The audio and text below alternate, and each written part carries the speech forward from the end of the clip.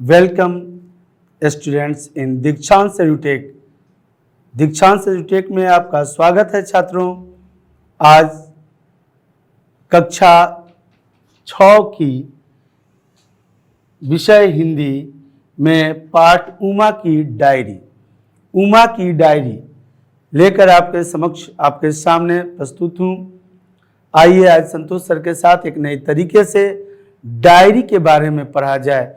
उमा एक बच्ची है जो आप ही के उम्र की है और वह डायरी लिखती है, प्रतिदिन डायरी लिखती है।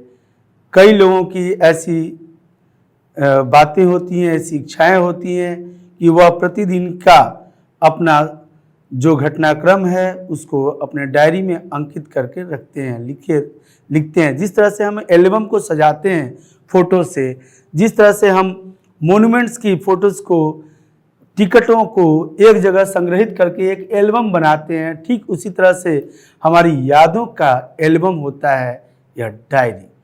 डायरी में हम तिथिगत अर्थात दिनांक के साथ डेट वाइज हम इंफॉर्मेशंस अपनी सूचनाओं को उसमें एकत्रित करते हैं, संग्रहित करते हैं, उसमें रखते हैं, ताकि हमें कभी आवश्यकता पड़ती है कि इस डेट को मैंने क्या क्या किया था, किससे कोई कमिटमेंट हुई थी, किससे कौन सी बात हुई थी, ये सभी बातें इन डायरी में लिखे हुए पन्नों में से हमें मिल जाते हैं। और कभी कभी तो ऐसी बातें भी मिलती हैं जिससे मन गुदगुदा उठता है और हंसी भी आती है, खास करके अपने छात्रों, अपने मित्रों, अपने भाई बंधुओं के बीच घर में ऐसी कोई बातें होती हैं जिससे हास्य व्यंग होता है। और इस हास्य व्यंग को भी अगर हम अपने डायरी में लिख देते हैं तो 5-6 साल बाद या बड़े होने पर जब देखते हैं डायरी को तो हमें याद आता है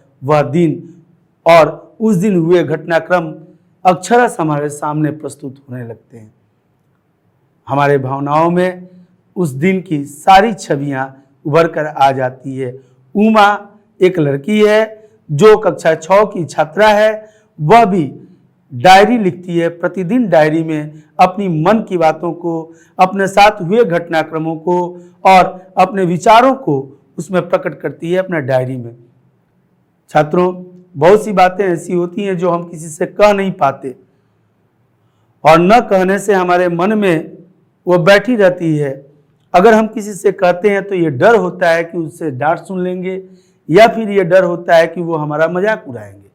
ऐसी स्थितियों में आदमी एक सहारा लेता है लेखन विधि का, जो स्वयं लिखता है, स्वयं पढ़ता है, अपना एक सेल्फ डायरी रखता है। ऐसे ही उमा के पास भी एक डायरी है, जिस डायरी में उमा अपने सारी बातों को लिखती हैं। जो उसके साथ घटना हुई है वो लिख रही है और उसके मन में उन घटनाओं के प्रति जो विचार उत्पन्न हो रहे हैं उन्हें वह लिख रही है। उसी डायरी को हमें पढ़ना है। उमा के डायरी के पन्नों में देखना है कि किस प्रकार के विचार उठते हैं उसके मन में। निसंदेह ऐसे विचार आपके भी मन में उठते होंगे। प्रत्येक दिन, प्रत्येक पल, या यूं कहें कि हर पल हमारे मस्तिष्क में कुछ विचारें उत्पन्न होती रहती हैं जिन्हें हम अक्सर ही भूल जाया करते हैं। अगर उन्हें डायरी में नोट करके रखें, लिखें तो याद रहती है। आइए उमा की डायरी के पाठ को देखते हैं कि इससे हम क्या क्या सीख सकते हैं, इसका अधिगम संप्राप्ति क्या क्या है, लर्निंग मटेरियल्स। इसमें हम क्या क्या सीखेंगे इस पाठ से।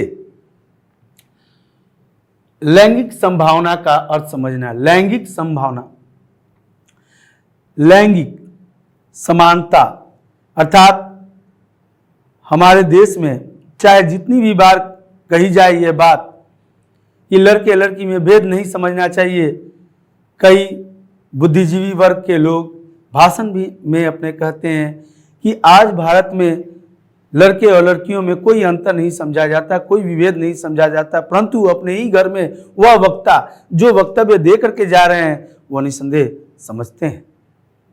कुछ सामाजिक परिस्थितियां हैं, कुछ आर्थिक परिस्थितियां हैं और कुछ पारिवारिक परिस्थितियां। इन परिस्थितियों में यह मनुष्य चूंकि एक सामाजिक प्राणी है, इसे उलझना ही पड़ता है, इसके अलावा इसके पास कोई उपाय नहीं होता है। उस घर में भी, उमा के भी घर में एक भेद किया जाता है। उमा के पिता नहीं है। उमा के पिता के गुजर जाने के बाद उनकी माँ उमा और उमा के भाई दादा, ये बंगाल के पृष्ठभूमि से ली गई कहानी है।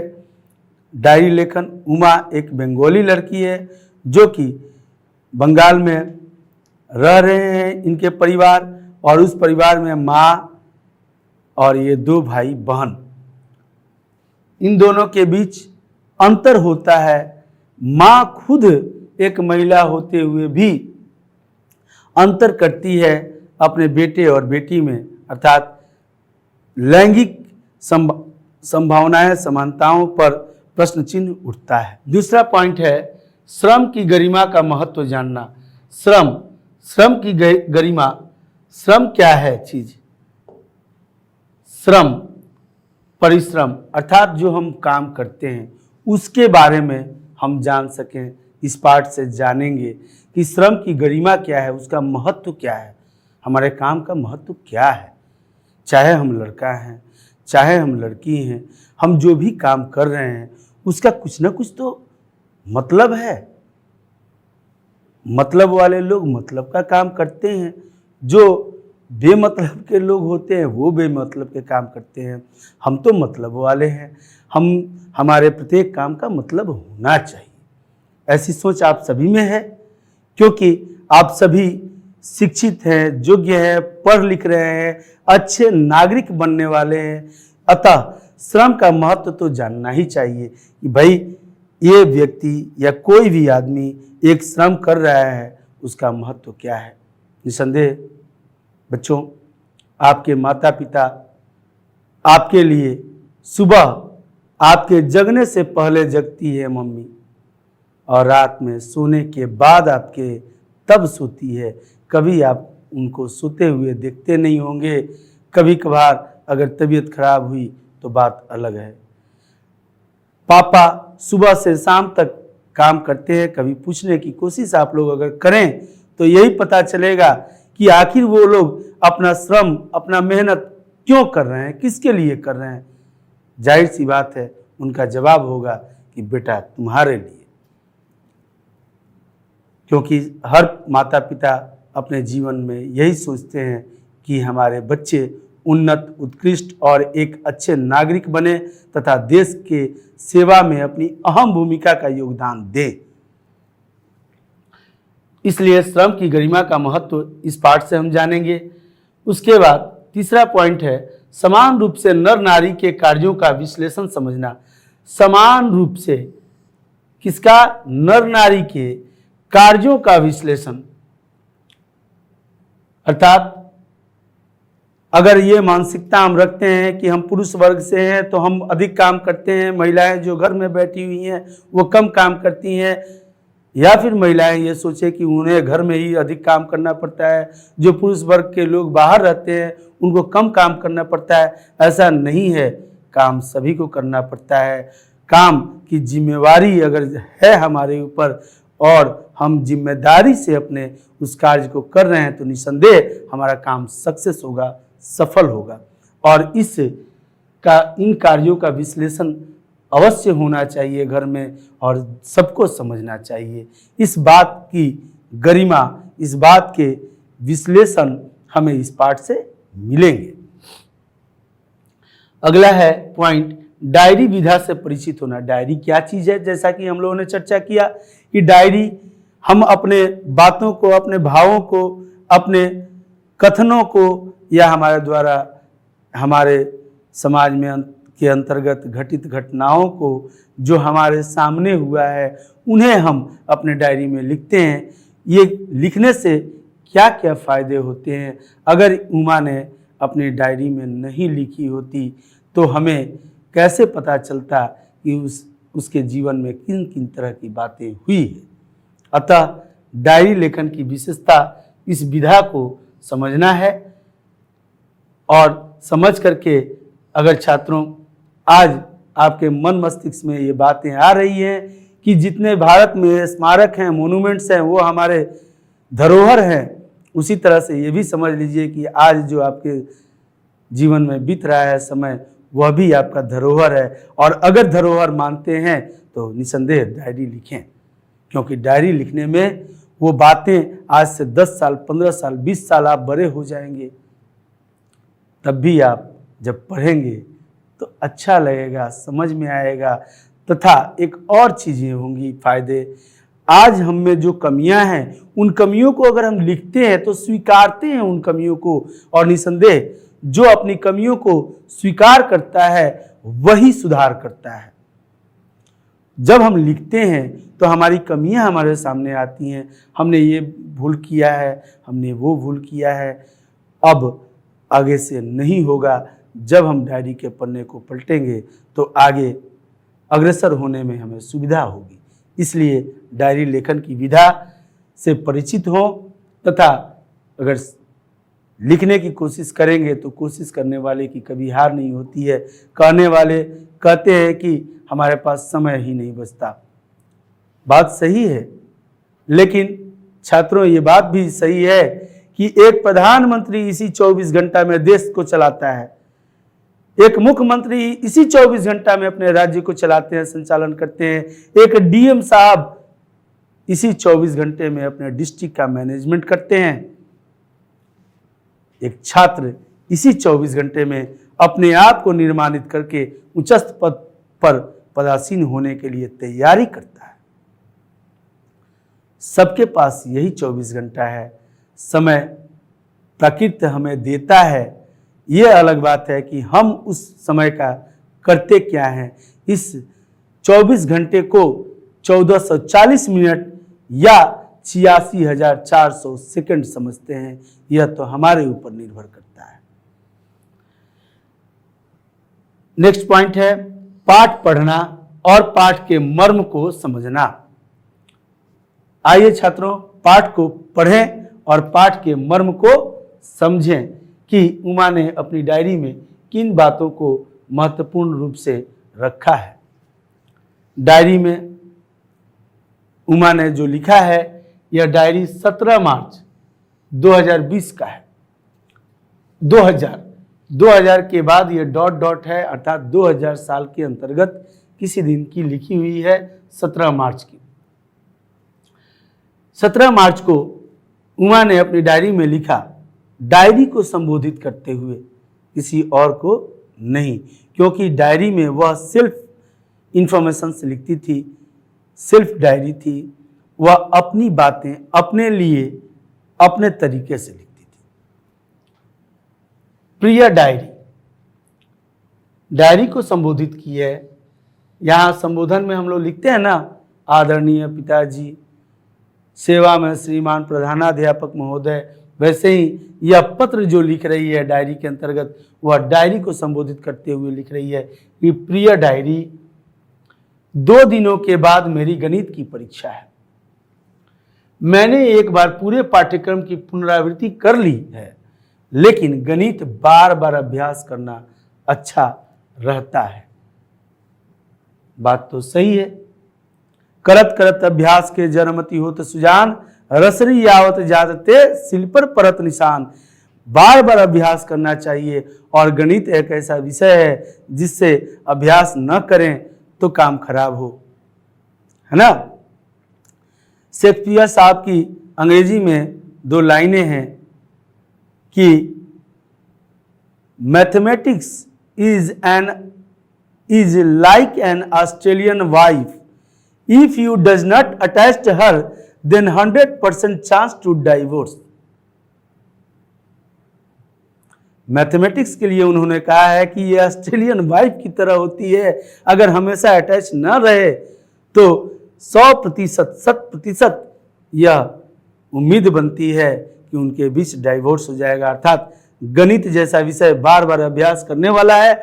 उसने लिखा है कि 2 दिन के बाद उसकी परीक्षा है, और उस परीक्षा की तैयारी उसने की है, पुनरावृत्ति माने रिवीजन भी उसने लिया है, लेकिन मैथ को बार बार पढ़ना जरूरी होता है, क्योंकि कौन सा प्रश्न पूछा जाएगा परीक्षा में यह तो पता नहीं होता है किसी छात्र को।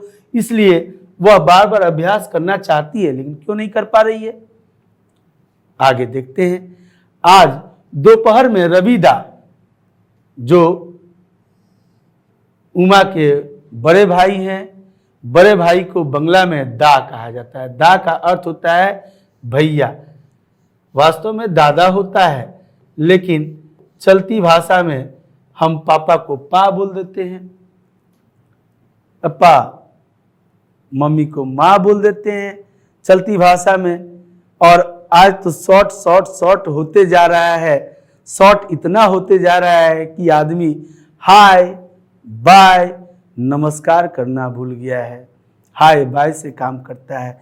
और यूट्यूब या ईमेल लिखते समय, यूट्यूब पर डालते समय, फेसबुक पर, व्हाट्सएप पर डालते समय या ईमेल लिखते समय कम से कम शब्दों का ही प्रयोग करता है। उसमें बहुत सी बातें ऐसी होती हैं जिसमें कम शब्दों में बयां किया जाता है बात को। यहाँ पर भी रविदा, दादा कहा जाता है भैया को बंगला में। आज दोपहर में रविदा और मुझ में फिर कहा सुनी हो गई। मैं पढ़ रही थी, वह बाहर से क्रिकेट खेलकर आए और आते ही मुझे खाने के लिए कुछ बनाने का हुक्म देने लगे। आते ही क्या किए, उमा घर में थी, उमा अपना पढ़ रही थी और वो क्रिकेट खेल के आए। कौन? रविदा, उमा के बड़े भाई। और आते के संग ही बोले उमा जल्दी से खाना बनाओ, जल्दी से खाना दो, मुझे खाना दो। इस तरह से खाना देने के लिए करते रहे। क्या करती, उठना ही पड़ा, वरना भाई के साथ मां की भी बात सुननी पड़ती। मजबूरी है उसके सामने, वह पढ़ रही है, बड़ा भाई क्रिकेट खेल के आया और कह रहा है कि तुम खाना जल्दी से दो।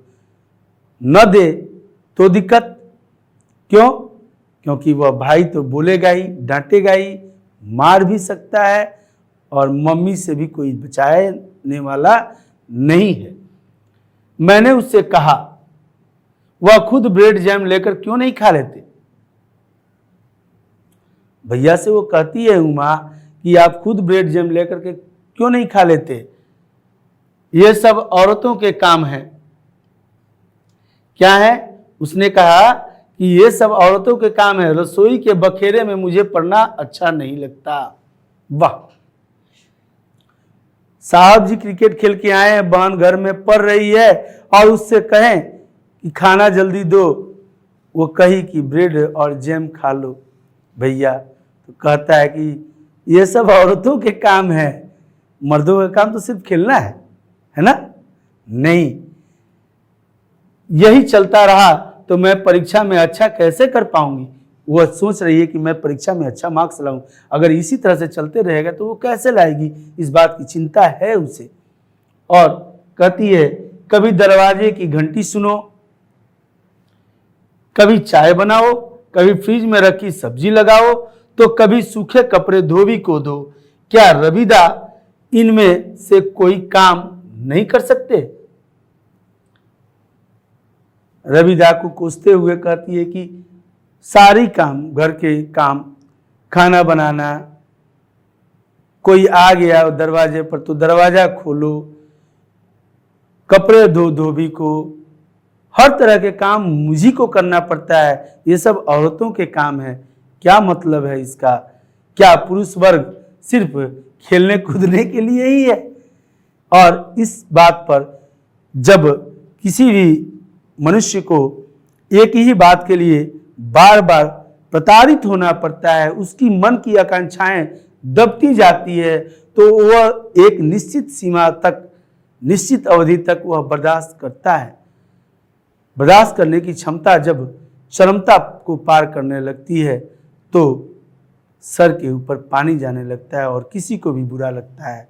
इसी तरह से उमा को भी बुरा लग रहा है और उमा ये अपने मन में जो सोच रही है विचार, उसको अपने डायरी में लिख रही है, अपनी डायरी से कह रही है कि क्या ये सब मेरे लिए ही है काम, सब्जी को फ्रिज में रखना या अन्य जो भी काम है, अगर इसी तरह से चलता रहा तो मैं परीक्षा में कैसे अच्छा नंबर लाऊंगी, मैं प्रैक्टिस नहीं कर पाऊंगी और उससे अच्छा नंबर नहीं ला पाऊंगी।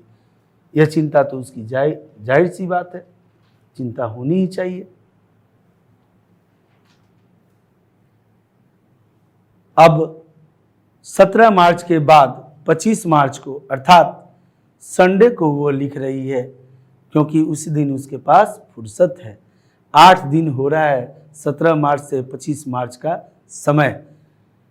अतः इससे ये पता चलता है कि डायरी प्रतिदिन न लिख करके उमा किसी किसी वीकडे में लिख रही है, जिस दिन उसके मन में ऐसी बातें हो रही हैं उस दिन लिख रही है। 25 मार्च को उसने लिखा कि प्रिय डायरी को फिर संबोधित करती है। आज मां को नानी से मिलने अस्पताल जाना था। क्या करना था? मां को नानी से मिलने अस्पताल जाना था। नानी काफी दिनों से बीमार है, मैं भी जाना चाहती थी। नानी कौन? मां की मां बीमार है, उमा की मम्मी बीमार हैं और अस्पताल में है। उमा की मां जाने वाली है अस्पताल, उमा भी जाना चाहती है अपनी नानी को देखने के लिए, लेकिन परीक्षा के दिनों में एक दिन भी घर से बाहर नहीं निकल पाई। लेकिन मां के कहने पर मुझे घर में ही रहना पड़ा। मां मुझे अभी भी बच्चा समझती है, मैं तो बड़ी हो गई हूं और मां अभी भी मुझे बच्चा समझती है, जबकि मैं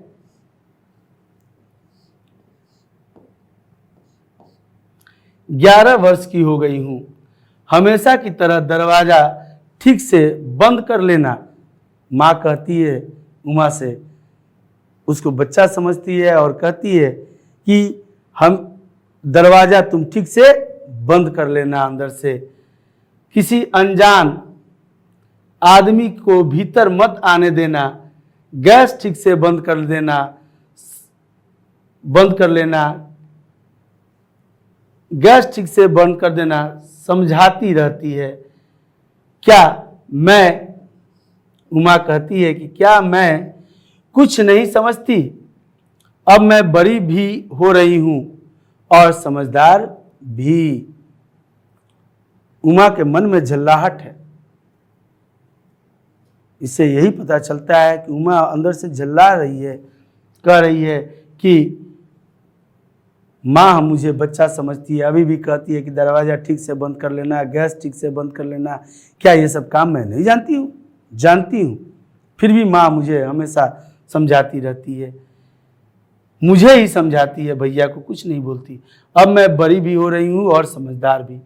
रविदा को तो वह इस तरह की हिदायतें कभी नहीं देती। इस बात से तुलनात्मकता का भाव स्पष्ट हो रहा है कि वह बच्ची तुलना कर रही है अपने भाई के साथ कि मम्मी सिर्फ मुझे ही ये सारे बातें समझाती रहती है सदैव, रविदा को तो कुछ नहीं हिदायतें देती, कुछ नहीं समझाती है। हिदायतों का अर्थ होता है समझाना। अब उसके मन में यह संदेह भरा बात उठता है, जो अपने डायरी से वो कहती है कि शायद मैं लड़की हूं। उसके मन में ये बात उठता है कि शायद मैं लड़की हूं, इसलिए मां केवल मुझे ही समझाती है, मां केवल मुझे ही समझाती है, रविदा को नहीं। उमा अर्थात रविदा को कोई बात नहीं समझाती, सिर्फ मुझे ही समझाती है। हो सकता है इसका कारण शायद यही है कि मैं लड़की हूं। लड़कियों के जिम्मे ही ये सब काम दिए जाते हैं। भला जिम्मेदारी नाम का चीज़ सिर्फ लड़कियों के सर पर क्यों? यही सवाल उसके मन में बार बार उठ रहा है और वह किसी और से नहीं बोल पा रही है, क्योंकि बोलने के बाद वो डांट सुन लेती है। इसलिए अपने मन के विचारों को अपने डायरी से वह सदैव बोल रही है।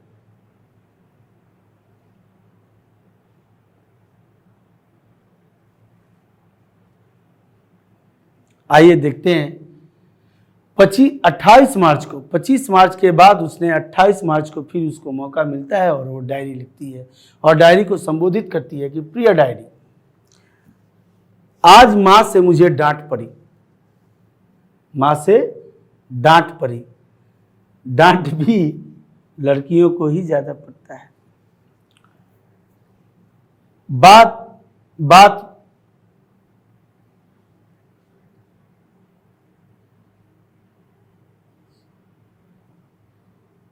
बात बात नहीं मानती, यहां पर बात नहीं मानती,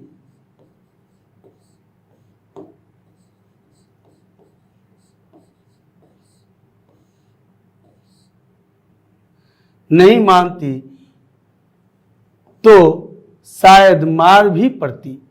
मैंने केवल इतना ही तो कहा था कि रविदा 13 साल के हैं, अपना खाना खुद ले सकते हैं। सिर्फ उसने मां से कहा था कि रविदा 13 साल के हैं, 13 वर्ष के हैं, वो अपना खाना खुद ही ले सकते हैं, परंतु मां ने उसे डांट दिया।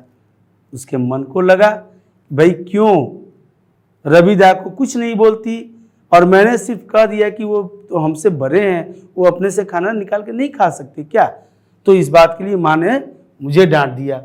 मां उन्हें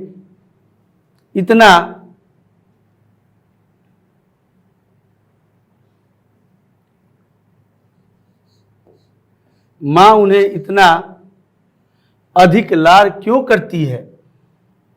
उसके मन में उठ रहा है कि मां उन्हें किन्हें रविदा को इतना अधिक लाड क्यों करती है। क्या वह बाजार से सब्जी लाने उन्हें नहीं भेज सकती। उन्हें बाहर इसलिए नहीं भेजा जाता है क्योंकि उनके पढ़ाई का समय खराब होगा। उनको भेज दिया जाएगा तो उनका पढ़ाई खराब होगा, लेकिन मेरे पढ़ाई की किसी को चिंता नहीं है। ऐसी भावनाएं, दुर्भावनाएं किसके मन में, मीरा के मन में हमेशा उठ रही हैं। घर का काम इसलिए नहीं करने दिया जाता क्योंकि वह लड़के हैं और मां का मानना है कि लड़के घर का काम नहीं करते हैं, मां का मानना है। छात्रों, अधिकांशतः समाज में ये बातें सदैव उठती रही हैं कि महिलाओं के पथ अवरोधक पुरुष वर्ग है। कई महिला समिति की अध्यक्षता या फिर कमेटी के सदस्यों द्वारा यह कहा जाता है कि हम अग्रसर नहीं हो पा रहे हैं, वास्तविकता कुछ और है। पुरुष वर्ग तो सदैव ही पिता, पति, पुत्र, भाई बन करके सेवा ही दिया है, सहायता ही किया है। ये महिलाएं ही अगर महिलाओं के अवरोधक बनती हैं तो कोई क्या कर सकता है। माँ खुद एक लड़की रहते हुए भी यह सोचती है कि घर के काम लड़कों को नहीं करना चाहिए, सिर्फ और सिर्फ लड़कियों को करना चाहिए। निसंदेह यह यहाँ पे एक अशिक्षा का प्रभाव दर्शित होता है जो पहले के महिलाओं में था। आज स्थितियाँ बदल रही है और हमारे घर से बच्चियाँ उठ करके विद्यालय तक आ रही हैं, पढ़ लिख रही हैं और प्राय प्रत्येक पद पर आसीन होकर के देश सेवा में अपना अग्रणी भूमिका निभा रही हैं। यह अच्छा संकेत है हमारे भारत देश के लिए। माँ के इस पक्षपात से मुझे कितनी ठेस पहुंचती है। माँ बिल्कुल नहीं सोचती। मैं हमेशा घर की जिम्मेदारियों में माँ का हाथ बटाने को तैयार रहती हूँ, लेकिन भैया को इधर उधर मटर गश्ती करते देख मुझे बहुत चिढ़ होती है। अर्थात भैया को इतना टाइम मिलता है फिर भी ये मटर गश्ती करता है। मटर गश्ती मतलब घूम फिर करता है, इधर उधर की बातें, कहीं बैठ करके अपने दोस्तों के साथ गप्पाजी करना, कभी क्रिकेट खेलना। परीक्षा है लेकिन पढ़ना नहीं है भैया को, घूमते रहना है। घर का भी कोई काम नहीं करता, सब्जी भी नहीं लाता, फ्रिज में सब्जी भी नहीं रखता और अपने से तो खाना भी निकाल के नहीं खाता, उसके कपड़े भी मुझे ही धोने पड़ते हैं। इतनी सब बातें सोच करके भला क्यों न उमा का मन चिढ़े।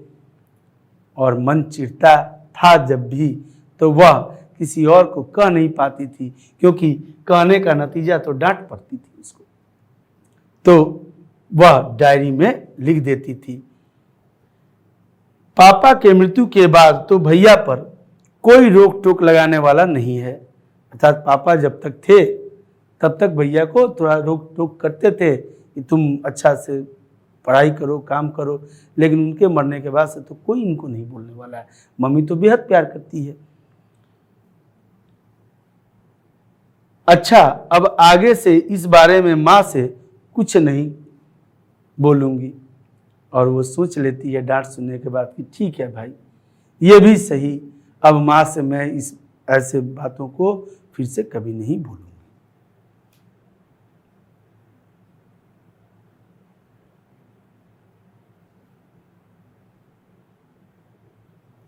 छात्रों, ऐसी बातें जब हमारे मन में उठती रहती हैं तो हमारा मन विक्षोभ को प्राप्त करता है, और विक्षोभ को इस तरह से प्राप्त करता है कि हम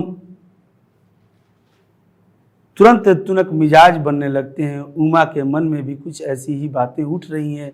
ऐसी घटनाओं से उमा का मन भी विक्षोभ हो रहा है उमा के मन में, और वह सदैव ही अपने आत्मबल को खो रही है। परंतु ऐसे में उमा आत्मबल को खो देगी तो कैसे उसका आगे का काम चलेगा, वो कैसे पढ़े लिखेगी। इन्हीं बातों को ध्यान में रख करके उमा सदैव अपनी बातों को डायरी में लिखती है। डायरी में लिखने से उसे यह दिखाई देते रहता है, वह जब भी पन्ना पलट करके पढ़ती है तो अपने कमियों को सुधार रही है, जबकि ठीक उसके विपरीत उसके रविदा में, उसके बड़े भाई में ऐसी कमियां निरंतर बढ़ते ही जा रही है। परिणाम क्या हो सकता है? निसंदेह उमा आत्मस्वावलंबी बनने में अग्रसर हो रही है, आत्मस्वावलंबी बन रही है, जबकि उमा के भाई रविदा में आत्मस्वावलंबन की कमी हो जाएगी, वह सीख नहीं पाएंगे, जबकि उमा बहुत कुछ सीख लेगी। ऐसी बातें हैं। डायरी के लेखन से हमें बहुत कुछ सीखने को मिलता है। इसके साथ ही मैं डायरी के इस पाठ से, ये पार्ट 1 और 2 में बटा हुआ है, ये 2 भाग में बटा हुआ है हमारा ये चैप्टर। तो एक पार्ट हमने कंप्लीट किया, पढ़ लिया। आशा करते हैं छात्रों कि आप लोग अच्छे से समझे होंगे डायरी, उमा की डायरी को, कि उमा ने अपने मन के सारे विचारों को अपने डायरी में लिखा है। धन्यवाद।